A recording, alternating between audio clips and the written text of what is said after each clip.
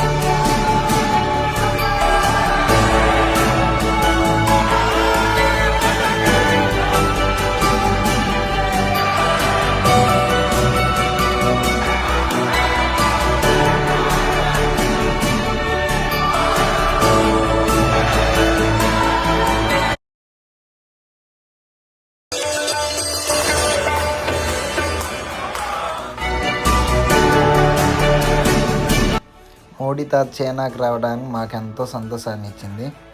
చాలామందికి shake hand ఇచ్చుకుంటా meeting అయితే సక్సెస్ఫుల్గా అయిపోయింది.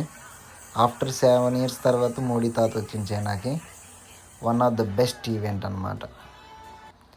నా వీడియో నచ్చినట్లయితే లైక్ చేయండి. Thank you.